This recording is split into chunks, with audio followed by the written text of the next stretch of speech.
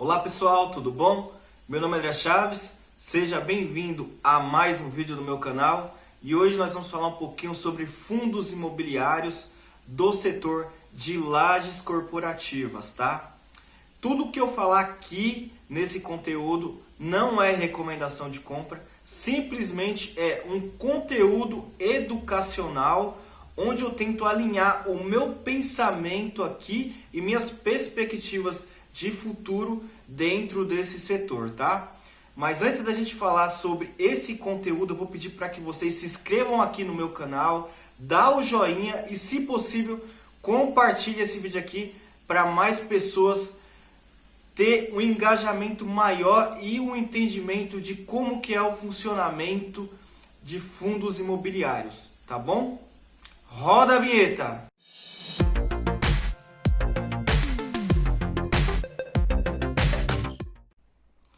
Como sabemos, existe vários tipos de fundos imobiliários, né? Os fundos de shopping, os fundos de galpões, os fundos de hotéis, né? Os fundos de papéis, os fundos de tijolo, os fundos de laje corporativa, que é o que eu vou dar ênfase agora em tudo isso, né?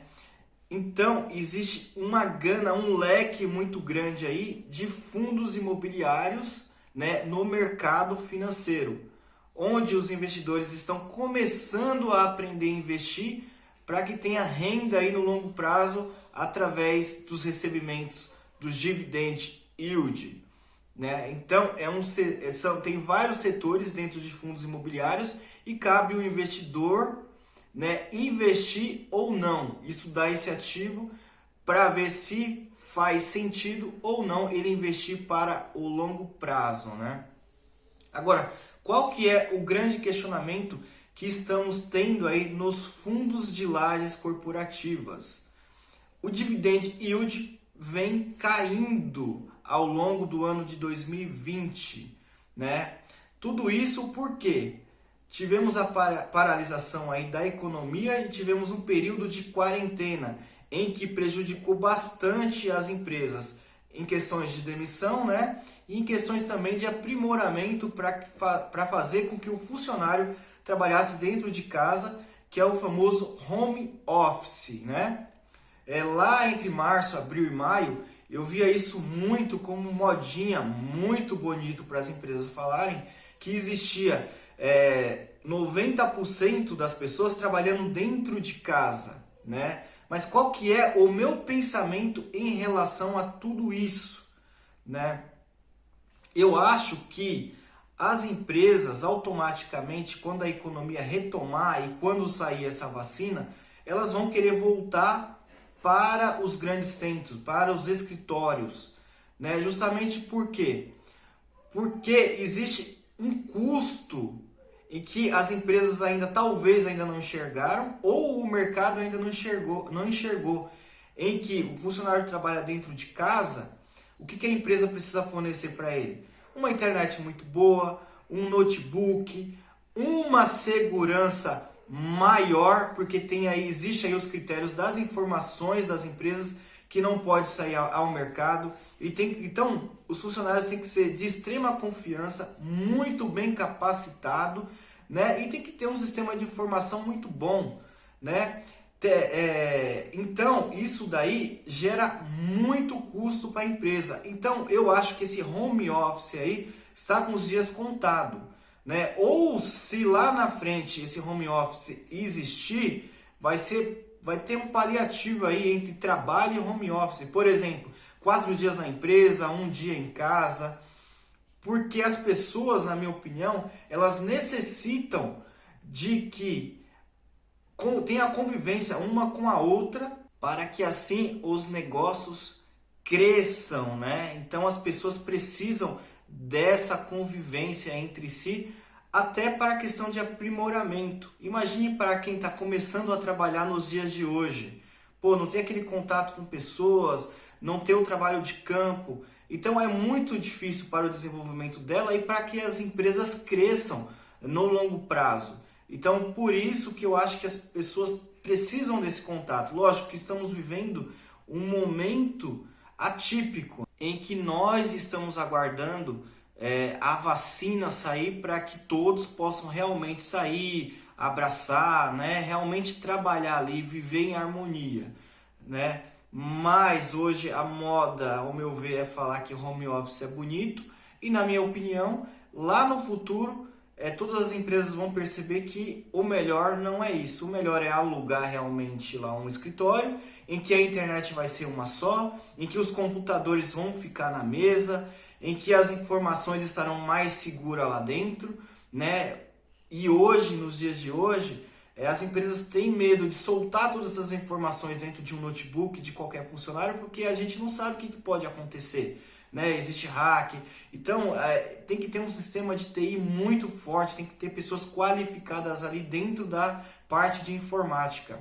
Então, não é muito fácil falar simplesmente em home office, né? O home office, na minha opinião, fará com que as empresas fiquem travadas e não destravem valores, né? Porque o ser humano precisa de contato, né? Justamente para que muitas vezes ele consiga evoluir como pessoa também, né? E existe até aquela questão também, será que o funcionário não vai ficar doente em ficar trabalhando todos os dias dentro de casa? Tem funcionários que acorda, nem tira o pijama e já vai direto para o computador. Isso, com o tempo, vai existir uma cobrança muito grande em cima disso. Então, as empresas aí, pode ser que tenha que contratar psicólogos para poder ajudar essas pessoas aí no desenrolar da vida delas. Então, esse é o meu pensamento de home office nesse momento, né? Mas o que de fato a gente vai querer falar aqui é porque qual que é o motivo aí do dividend yield está caindo aí dentro das lajes corporativas no ano de 2020. Chegamos aí em torno de 5% de yield aí em alguns fundos, devido aí a diferimento que esses fundos deram para algumas empresas. Existe aí também renegociação de valores de aluguéis em relação a contratos longos e até a contratos atípicos, né? E existe também a vacância também que está acontecendo, tá?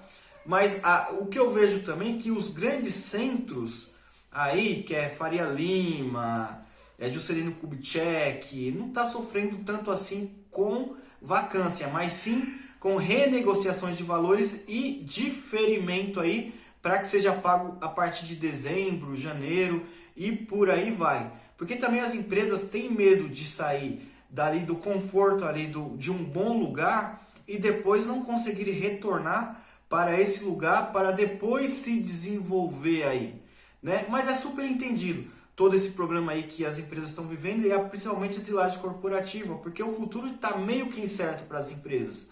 A gente não sabe se daqui a 1 ou 2 meses nós iremos parar novamente, né? Mas qual que é a grande questão de tudo isso para aqueles investidores que estão com medo de investir nesses fundos de laje corporativa ou não entende muito bem, né? Eles falam que o dividend yield está caindo, né? E que não vão comprar e estão saindo dessas cotas. Mas qual que é o meu pensamento de tudo isso? Nós devemos comprar, eu pelo menos eu compro, tá? Não é nenhuma recomendação de compra, nada do que eu estou falando aqui não é recomendação de compra, simplesmente é um conteúdo educacional. Mas normalmente eu compro um ativo quando ninguém mais quer comprar.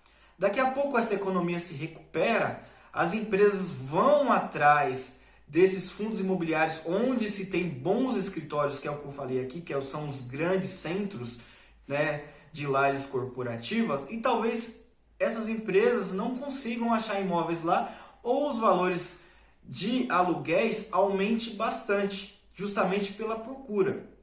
Na minha opinião, quem vai sofrer mais são aqueles fundos imobiliários em que os escritórios estão fora desses centros expandidos.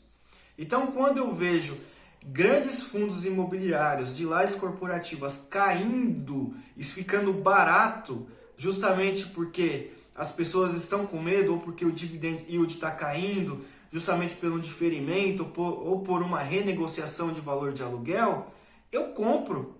Porque ali está a oportunidade. Eu estou comprando quando ninguém quer. Depois essas cotas vão se valorizar, os dividend yield vão aumentar também, e aí a partir desse momento eu consegui fazer com que o meu patrimônio crescesse, né? Eu costumo dizer que o meu bolo começa a inflar, né? E aí vem a consequência, que é o yield maior, né? Então as pessoas têm que começar a aprender a analisar que nem tudo, nem é ferro, nem é fogo, mas ela tem que tentar olhar o mercado e buscar essas oportunidades, né? Eu quis dar um paliativo aqui de home office, que é o que eu acho. Daqui a pouco, quando a economia voltar, tudo vai estar normal novamente, né? Isso que nós passamos é como se fosse uma vírgula do passado, né? E as empresas vão continuar aí com os seus escritórios, que na minha opinião é muito mais barato você pagar um aluguel, ter uma internet só e todo mundo tá ali no escritório e você acompanhando todo aquele desenvolvimento. Então essa é a minha opinião referente aos fundos de laje corporativa. Eu não acho que morreu, né? Mas tem boas oportunidades aí de fundos imobiliários que têm escritórios dentro de centros que são muito bons.